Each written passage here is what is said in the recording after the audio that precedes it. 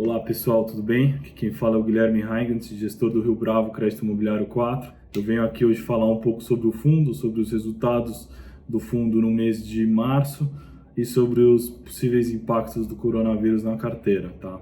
Vamos lá. Sobre o fundo, como a maioria já sabe, a gente liquidou o fundo lá em dezembro, conseguimos fazer uma alocação em 2 meses. A gente estava prevendo no estudo de viabilidade uma alocação em 8, então a gente conseguiu antecipar aí 6 meses, comprando papéis bons, de ótimos devedores, com muitas garantias, com um over collateral bastante expressivo.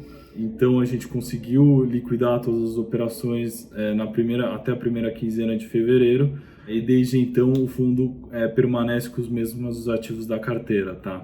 Em fevereiro a gente teve alguns ativos que não foram pagos por conta do timing de liquidação, que iniciaram o pagamento de juros e principal no mês de março, tá? Então agora no fechamento do mês de março a gente teve efetivamente 100% dos papéis da carteira pagando normalmente. Falando agora um pouco do resultado do fundo referente a março de 2020. A gente teve uma rentabilidade de R$ 0,39 por cota, o equivalente a 0,51% de dividend yield. Esse mês, no acumulado, a gente conseguiu passar o benchmark, que é o CDI. Então, o nosso fundo contra o CDI, a gente ficou em 1,26 e o CDI ficou em 1,14, tá? Então, agora a gente prevê sempre ficar o mais distante e crescendo a diferença entre a rentabilidade do fundo versus o CDI. Só nesse mês de março a gente ficou em 186% do CDI, tá? Então a gente entregou 0,51 versus 0,28, que seria o CDI líquido, tá? Falando agora um pouco do impacto do coronavírus na nossa carteira, tá? Como a gente mostrou no fato relevante enviado no mês de março, a gente fez uma análise minuciosa em todos os nossos ativos, em todos os segmentos da carteira, e a gente viu que a maioria da nossa carteira estava bastante blindada referente a esse risco do coronavírus. Então, 82% da carteira a gente acredita que não vai ter muito impacto, mesmo porque umas têm fundo de reserva, outras têm reforço de crédito. Então, nessa parte a gente não vê muito risco. Aqui a gente vai ver mais risco e a que o mercado está mais sentindo é a parte dos shopping centers, né? Óbvio que estão todos fechados, então nessas operações que somam 18% da nossa carteira, a gente vai ver algum mecanismo de negociação. A gente já está falando, inclusive, tanto com o tomador como com o assessor deles, para fazer uma possível renegociação dessas dívidas, tá? Então isso é uma coisa que está demandando bastante da gente, a gente está muito em cima desses ativos que tem esse risco de negociação. E é importante lembrar também que das 11 operações que a gente tem na carteira, 8 delas a gente tem a garantia de alienação fiduciária do imóvel lastro, tá?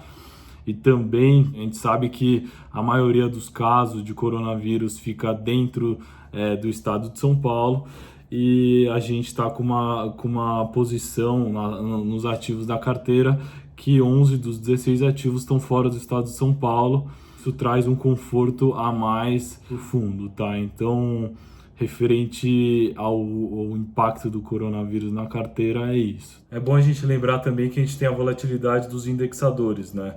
Então, mais 60% da carteira está atrelado ao IPCA, e também tem mais de 20% da carteira atrelada ao CDI, e ambos os indexadores estão caindo. Então isso atinge diretamente a rentabilidade, o dividend yield do fundo, tá? Então é bom a gente frisar esse último ponto, que dá um impacto diretamente na carteira. É bom também falar que é um fundo novo, a gente deixou ele operacional lá no final do ano de 2019, então tem uma carteira nova. Todos os ativos que a gente tem nesse fundo, na maioria são ativos que a gente comprou no primário, então não foram ofertas no secundário que a gente foi lá e comprou, são papéis novos que a gente entrou.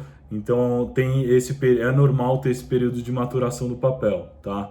Quando a gente compara com o nosso estudo de viabilidade que a gente fez lá em outubro, novembro do ano passado, a gente vê que a gente alocou os recursos muito mais rápido do que a gente estava projetando. Então a gente estava projetando uma alocação de 6 a 8 meses e a gente acabou fazendo uma alocação em 2 meses, todos os recursos que tem no fundo, tá? Então é bom a gente falar um pouco disso. E só para finalizar, é bom também deixar muito claro para os cotistas que esse é um fundo high grade. Então a gente busca papéis que tenha mais segurança e que dê relativamente um yield bom para o investidor. Então, basicamente, 75% desse fundo são em operações high grades e o restante, os outros 25%, são em operações high yield, tá? Então, a característica desse fundo é ser um fundo um pouco mais conservador. A gente pode, eventualmente, lá na frente, deixar um pouco mais high yield, então a gente deixar 60% high grade e 40% high yield, mas hoje o fundo está 75% high grade e 25% high yield, e a característica dele é ser um fundo mais conservador. Agora, só para finalizar, eu vou falar um pouco tem um questionamento que está vindo de alguns clientes sobre a rentabilidade do fundo. Então a gente tem que lembrar que a gente tem 2 principais pontos. Um deles é um papel que tem um pagamento anual. Então esse papel a gente recebeu o pagamento agora no mês de janeiro de 2020. O próximo pagamento vai ser só em janeiro de 2021. A operação está saudável, está tudo funcionando, tá tudo indo conforme o termo de securitização. É bom frisar também que esse papel a gente, desde o começo, a gente tem ele na carteira, foi um dos primeiros ativos que a gente colocou na carteira, e nos primeiros relatórios a gente já tinha falado que esse papel fazia os pagamentos anualmente, tá? Então outro papel, além desse, tem carência de principal e de correção monetária.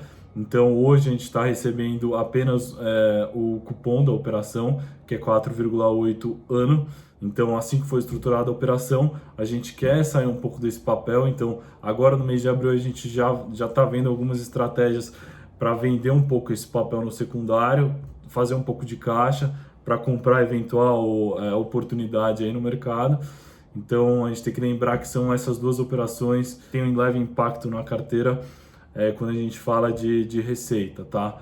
Então era isso que eu tinha para falar. Qualquer outra dúvida, sugestão ou questionamento, a gente tem na última página do relatório, a gente tem todos os contatos do nosso time de relacionamento com o investidor. Então vocês podem entrar em contato com eles, que a pergunta vai chegar aqui na gente e a gente responde o mais rápido possível. É isso. Obrigado.